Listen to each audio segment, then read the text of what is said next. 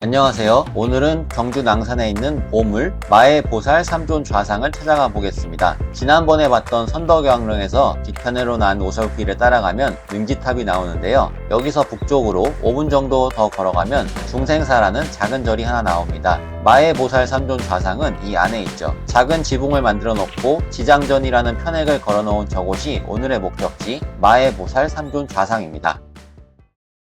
마애보살 삼존 좌상, 이름이 너무 길어서 그냥 마애상으로 읽겠습니다. 이 마애상은 커다란 안반에 조각되어 있는데요. 중앙에 앉은 본존은 머리에 뭔가를 쓴 듯한 모습입니다. 머리와 몸 주변에는 가느다란 선으로 두광과 신광을 표현했습니다. 전반적으로 풍화가 심하여 손의 모양이나 얼굴 표정을 자세히 볼 수 없는 게 안타깝습니다. 좌우에는 무기를 들고 있는 존재들이 관찰되는데요. 중앙에 앉은 본존을 수호하는 신장상으로 추정되고 있습니다. 역시 풍화가 심해 형체를 알아보기 어렵습니다. 전반적으로 풍화가 심한 탓에 형체를 알아보기도 어렵고 안반도 붉게 변색된 부분이 많습니다. 다행히 보호각이 있어 비는 피할 수 있지만 측면이 노출되어 있어 바람과 온도 변화에 따른 풍화 현상은 계속되고 있습니다. 국가유산청의 지속적인 모니터링이 필요해 보입니다.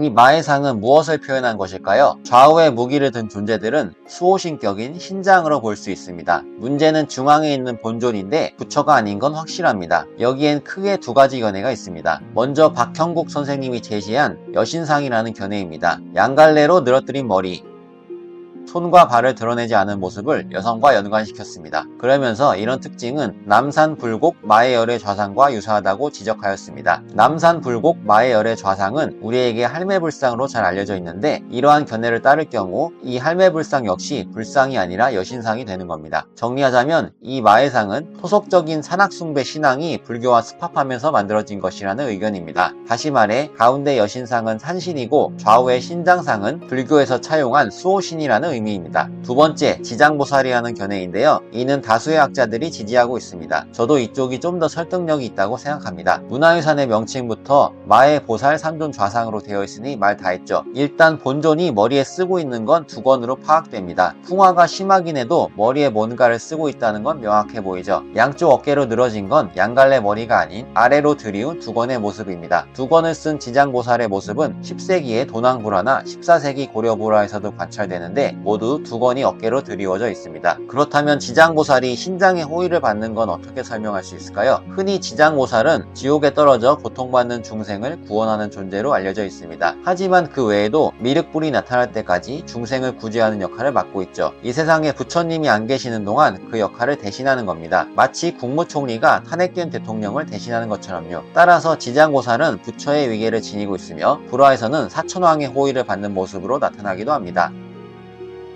신라에서 지장신앙이 크게 유행하진 않았지만 엄연히 존재했음이 삼국유사의 기록으로 확인됩니다. 진표율사가 몸을 내던지는 망신참 수행을 계속하자 지장보살이 나타나 개를 주었다는 내용이 대표적이죠. 지장신앙의 흔적은 불교미술에서도 확인되는데 석굴암 감실과 영주 부석사 석조열의 좌상에 조각된 지장보살상이 대표적입니다. 둘 다 민머리에 보주를 들고 있는 모습인데요. 석굴암의 지장보살은 8세기 중후반, 부석사의 지장보살은 9세기 중후반으로 추정되고 있습니다.